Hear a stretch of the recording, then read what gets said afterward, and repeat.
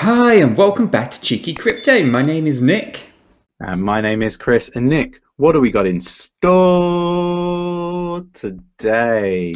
Today, Chris, we are taking a cheeky look at stellar lumens. This is something that came out actually yesterday, and it talks about the Stable Act and how damaging this can be to the whole crypto space. Basically, giving a monopoly over to the banks, and we don't like banks, do we, Chris?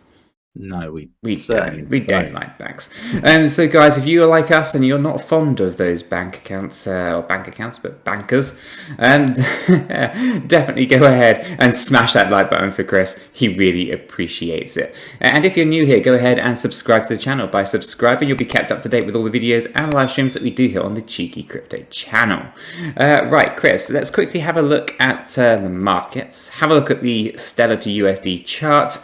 And then dive straight into this Stable Act and just how damaging it could be for the crypto space as a whole. Yeah, let's do it. I love this project.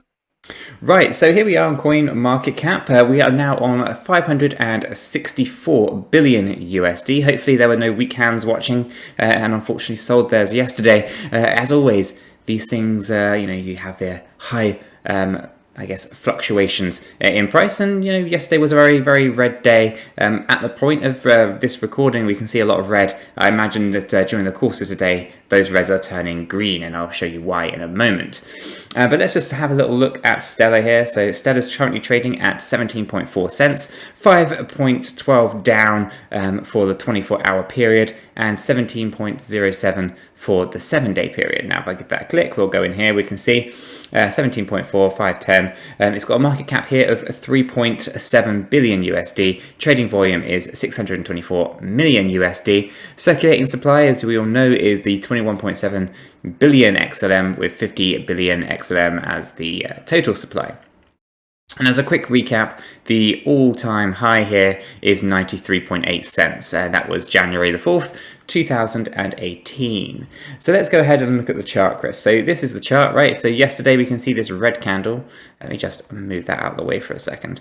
The red candle yesterday, this is the part that people were really struggling with, obviously, as we were seeing huge declines down, 10, 12, 15% or so. And, this is something that we try not to engage with, isn't it, Chris, on the channel, because we know that it's highly it fluctuates so radically, and a swing of 30% is quite common. It's not unheard of. So this was actually really comfortable. We're still above this line here on the fib retrace of 50%. So anyone who doesn't know, this is from the low on the 19th of November and the high that was achieved on the 25th of November, right? So your low point is all the way down here at the bottom and your high is all the way at the top, right? So if we hit this green line, that would be 50% of that massive movement up, okay? But we didn't even get down there. We got in at around probably 45%. Just here, I'd say approximately, just this little section, if I can draw with my mouse today. And basically once it got there, there was more buying pressure than there was selling pressure, and now we see a green candle. Okay, so this is forming, and we've basically pulled back half of what happened yesterday already. So I would say that we're going to be testing this line of resistance. We fell through yesterday again today. It wouldn't surprise me if we test this, and if we do, then we have a good chance to move on through and get back up into this zone here, where we've been trading sideways for some time. Now if we get past that, and we have this is the main concern, right? Is this line here, which is at the 20.5 cent level approximately. We need to obviously break through here, get through the 23% fib retrace level, test and break through that 20.5 and get into these zones here. And once we get past here, we have this resistance at 21 or 22 cent level. Get through there and just continue moving upwards. I think I'm still very confident, Chris, in what we can achieve with Stellar in the coming weeks. And that's where I've got this little thing here. This is going to show me the kind of potential, right? So I think that we could see Stellar hitting 35 cents. Yeah, about 34 cents or so, this level here, right? I think we can pretty much hit that next year, early next year, even possibly this year if things go well. And in doing so, we're going to see gains of 99.8%. Okay, between where we are now and at that level. So really comfortable, and so we're not pushing the boat here at 34 cents. That's pretty reasonable, I think, for something like Stellar as well. So really do watch out. There's a lot of lines to hit, so we could move up to the next level, which is about 40 something, 46 cent, 40, yeah, so let me just click that.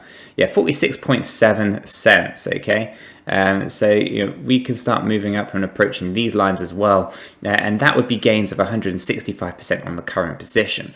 So one thing that we do know, and that we're confident in saying here, is we are expecting a bull run next year, and it's going to make the last bull run, this one here, look like it was a baby little pump in comparison. And that's mainly driven because of where the starting positions are, and the macro environment has changed as well. So the all-time high will definitely be smashed next year. I'm pretty confident on that, Chris. I think we're going to see new all-time highs for multiple different assets, and some reason I can't scroll out properly. But yeah, I think it's going to be a really interesting time, Chris. Yeah, I agree, Nick. I really do. Good. I'm just trying to sort out my screen. There we go. Right, so that then brings us on to the next piece, Chris, which is unfortunately not the best of news, but one that we're going to want to pay attention to because I think it has quite an impact on everything, really. So that's what's Stellar here. So Stellar Lumens, SDF, criticizes the Stable Act. It would bring, or it would grant a monopoly to banks. And, as we were saying in the intro there, we don't like banks. We've had no end of problems with banks, and basically this is just concreting their control. So let's see what's going on. So Stellar Development Foundation has criticised the Stable Act, and terming it the government's effort to fit digital currencies into old regulatory boxes. SDF proposed changes, further suggesting that the cryptocurrency industry should be involved in the drafting of the Stable Act. The Stellar Development Foundation, SDF, has criticised the recent attempt by the US Congress to regulate the cryptocurrency industry through the Stable Act. The SDF's CEO, 𝗕𝗘𝗪𝗓, views the Stable Act as an attempt by the US government to fit blockchain technology into an old regulatory outdated boxes. And I love 𝗕𝗘𝗪𝗓 when she does these things. She knows exactly what she's going. She goes for the jugular. Let's do it. So here's the tweet, right? We need to empower people, not banks. Really strong sentence. Opening line. Love it. Ultimately, banks are causing no end of problems. They have done for years, and they definitely don't have your best interests at heart, do they, Chris? They definitely don't, no. So continuing here, we need to work together to create a high regulatory framework that fosters innovation, not stifle it. New solutions require new thinking. At 𝗕𝗘𝗪𝗓 shares her thoughts on the Stable Act. And obviously you can click into that and review it. But ultimately, yeah, banks, they need to embrace digital currencies, but not in the way that they have been, in the traditional banking system that's been around for so many years now. We need new ways of working. And we know, anyone in the crypto space knows, we don't need banks anymore, really. But, regulations could force us still to use them. And that's the problem. So let's see what's going on. So in a 3rd of December post, Dixon pointed out that cryptocurrencies and the underlying blockchain technology have empowered individuals by giving them access to financial services. The technology gives users ownership of the value of their possession in a fast, accessible, and secure way. However, a recent Stable Act threatens to derail this progress, she states.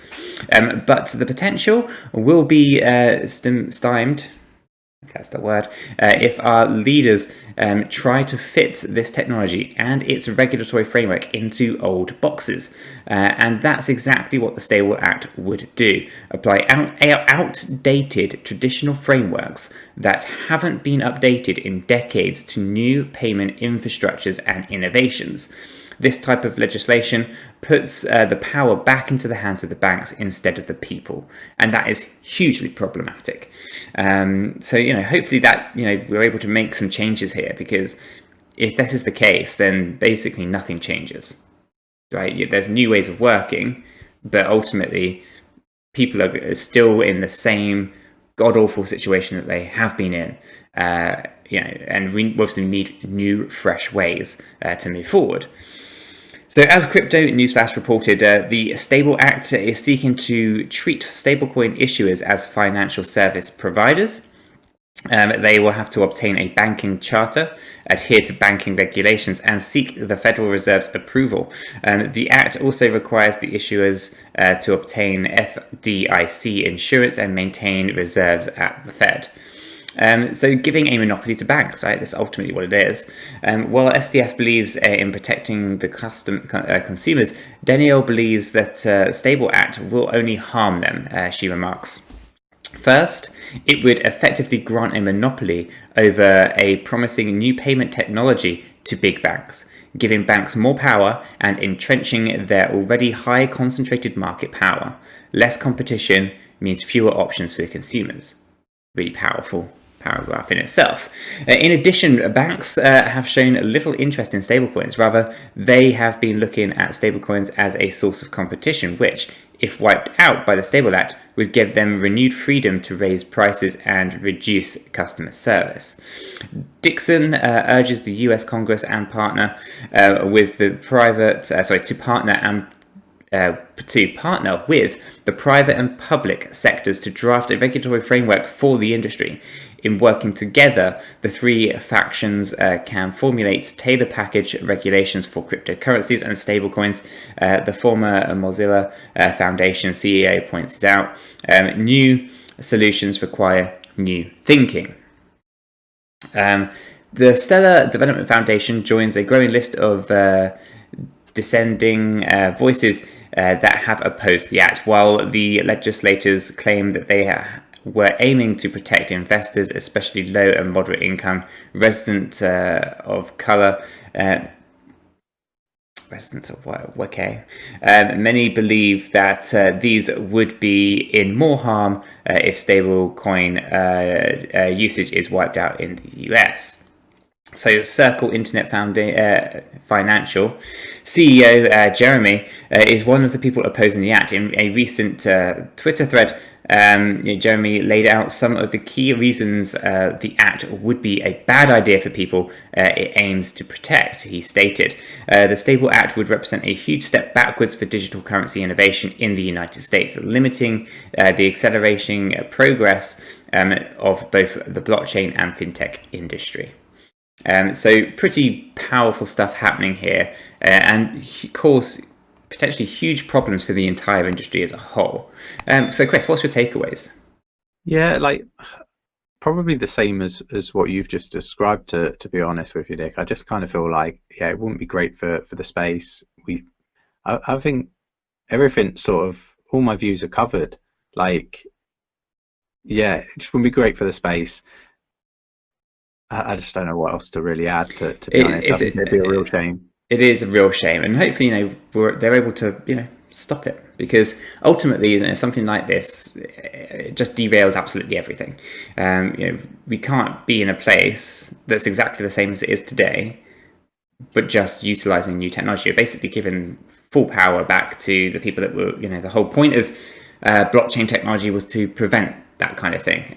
Here we are in 2020. Or approaching 2021, and something like this would basically just reverse all of that hard work that has been accomplished. So yeah, one to kind of watch out for, guys. Wanted to bring it to your attention, and obviously if there's an update to this, we'll bring it to you as well. As always, if you did find this useful and informative, go ahead and smash that like button for Chris. He really appreciates it. And as always, if you haven't done so yet, go ahead and subscribe to the channel. By subscribing, you'll be kept up to date with all of the videos and live streams that we do here on the Cheeky Crypto channel. And with that said, we hope you have a fantastic day, and we'll catch you guys in the next one. Yeah, take care.